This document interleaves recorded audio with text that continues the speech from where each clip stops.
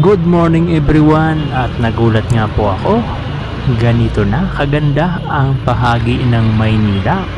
Dito ito sa may corner ng Rizal Avenue at Recto. Grabe. Ilang linggo pa lamang nang umupo si Manila Mayor Isko Moreno. Grabe ng improvement ng Maynila ngayon. Ano pa kaya mga kabayan kung mas tumagal pa si Yorme? Dahil nga ang plano ni Yorme Isko Moreno ay tapusin ang 3 termino.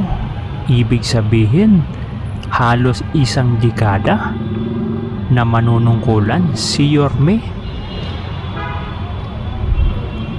At kung magkataon mga kabayan, ang inaasam-asam ng ating mga batang Maynila na napakagandang Maynila ay mangyayari dahil maraming babaguhin si Yorme dito sa lungsod. Ngayon pa lamang ay nararamdaman na ng ating mga batang Maynila ang pagbabago dito sa lugar, lalong-lalo na kaya kapag natapos ni Yorme o tumakbo si Yorme hanggang 3 termino.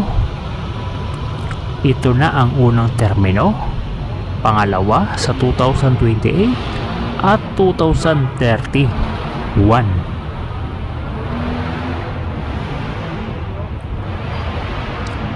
Grabe naman ang pagbabago.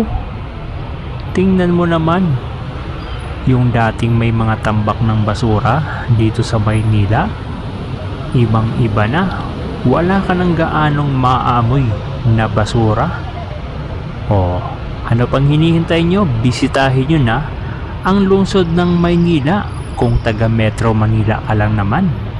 Wow, grabe, ibang iba na.